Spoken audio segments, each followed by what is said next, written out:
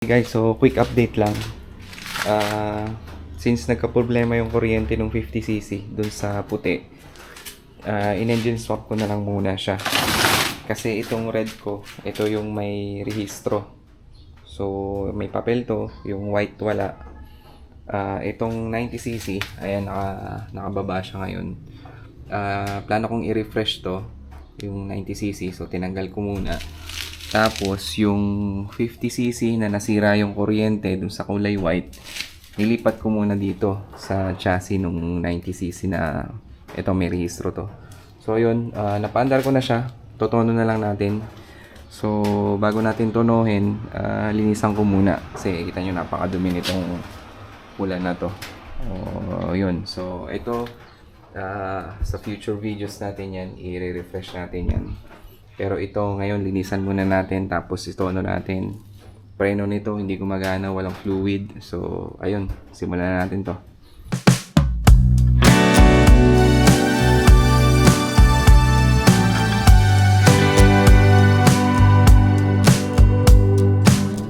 So ayun, medyo nalinisan ko na siya.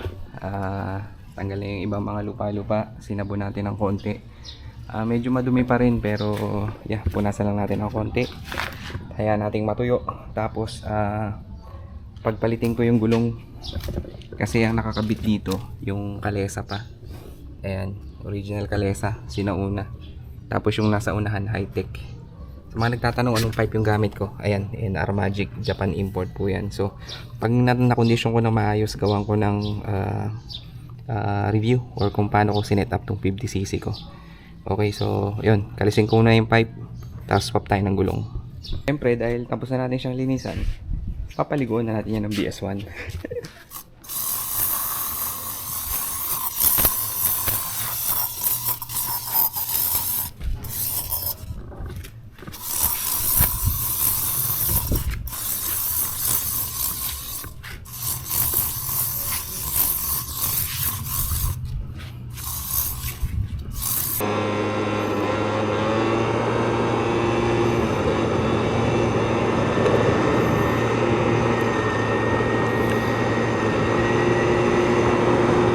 Okay, so yun nga, nangyari dito. Yung 90cc na makina, medyo madami-daming pyesa ang kailangan kong bilhin para makondisyon ko ulit. So, ang ginawa ko, yung 50cc na makina nung puti, sinwap ko muna dito sa kulay pula kasi ito yung may rehistro. So, gawan na lang natin yung paraan, yung rehistro, engine number, ganyan. Alam nyo na naman yan. So, yun. Nalipat ko yung makina na 50cc dito sa kulay pula. Nilinis ko yung panggilid, yung makina. Nilinis ko yung carb. Tinono ko ng konti kasi kulay white yung spark plug. So, ngayon ko pa lang to ilalabas ulit kasi expired pa. Pero tinitimpla-timpla ko pa rin yung carb kasi nga may signs na ano,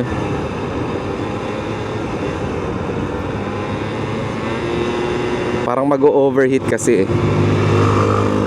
So yun, yung panggilid wala pang power masyado.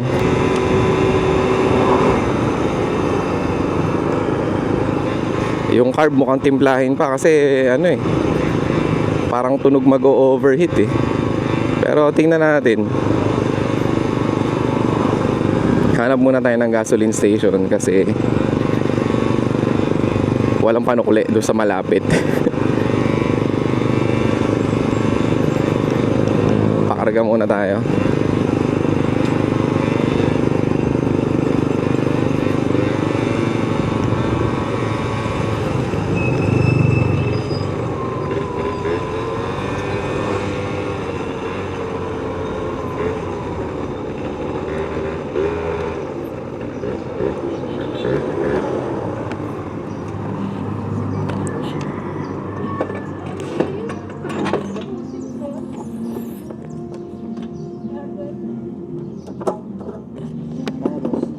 150 lang. Ah.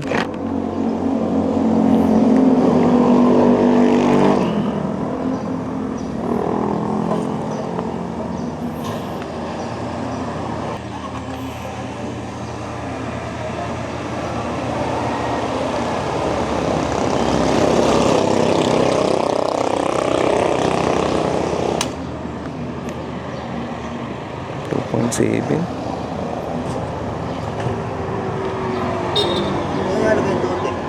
Ha? Eto, tuti. Halo na lang, halo na.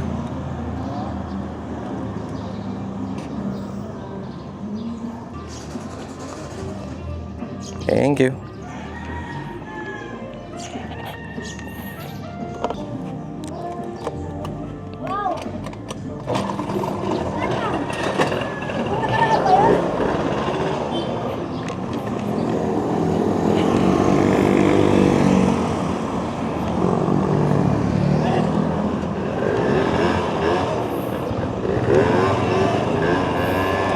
So, sinubukan kong damihan yung tuti. Tingnan natin kung may epekto. Kasi pakiramdam ko lumalata yung tunog. So, signs ng overheat yun. O, try natin dito sa medyo mas mahabang kalye.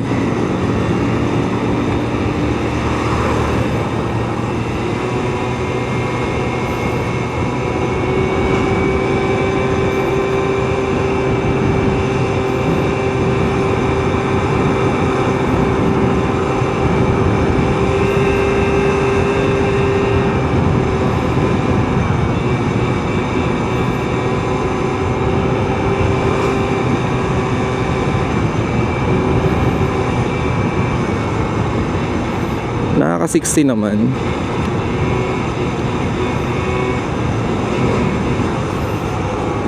So basta ito hindi nag-overheat, okay na. Pwede nang ilayo to kahit papaano. Tapos pwede na rehistro. Baligtad eh.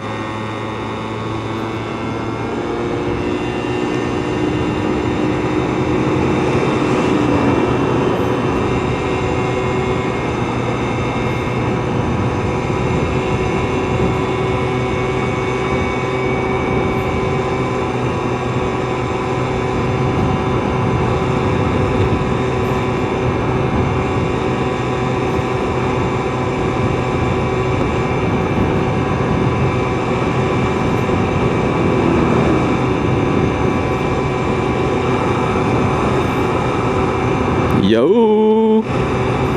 Pwede na! Okay na yan, top mo chubby. 55-60. Total, stock naman to eh. O yan, medyo pahon na mahaba. Tingnan natin. 60. Takbon chubby lang.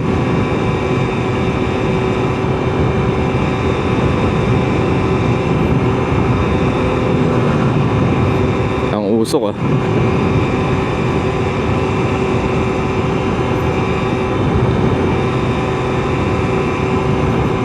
Mukhang pwede na.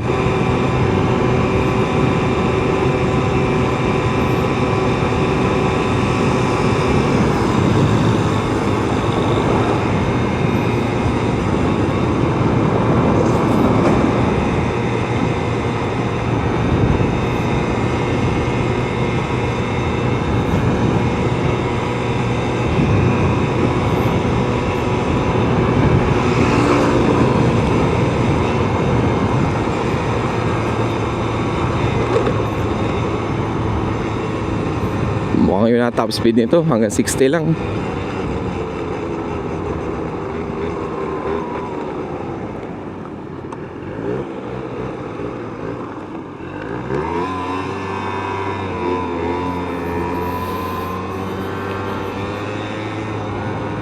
Malamang kung mag-ride ako dito, yung malalapit lang muna. Hanap muna tayo ng mga tambay spot sa malalapit, food tripan sa malalapit, habang wala pang rehistro. Tapos saka na lang ulit yung long ride kapag may rehistro na.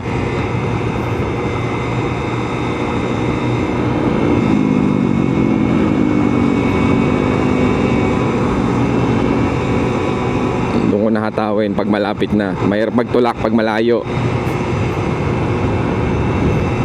Yun yung exciting part sa mga ganitong lumang lumang motor, lumang sasakyan. Yung hindi ka sigurado kung makakauwi ka. Dito tayo sa tabi.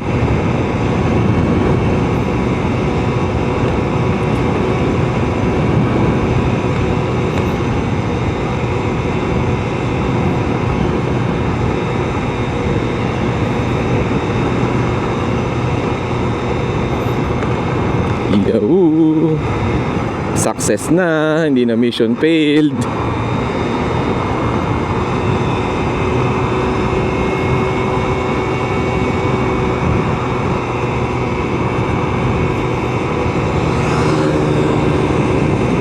Ay, may testing pa siguro yung top speed niya. Yumuko pa eh.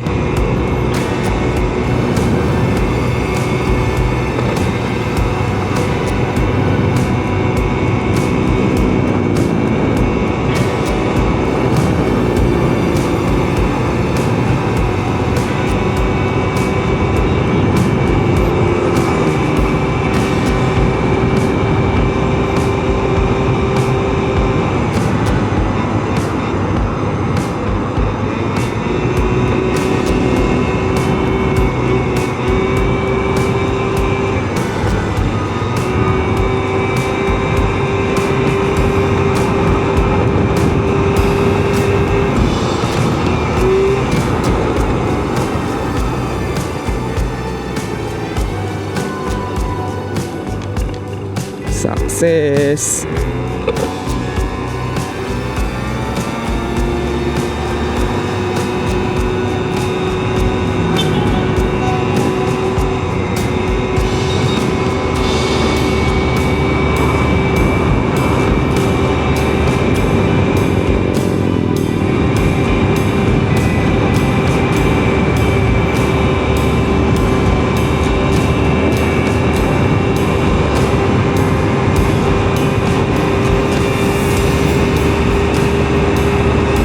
Yo! Okay, so moment of truth. Tingnan natin yung Spartan na ito na kulay. Since sinakbo natin siya kaninang umaga. Okay. Tingnan natin.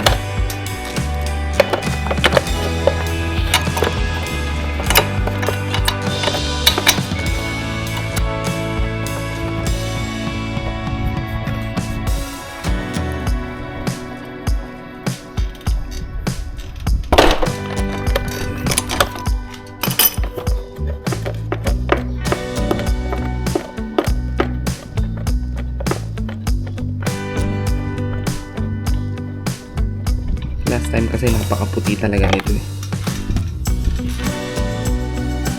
Ayun, medyo na.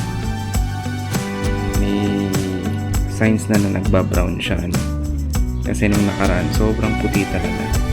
Ngayon, medyo pale pa rin yung pagka-brown niya. But at least, brownish na siya.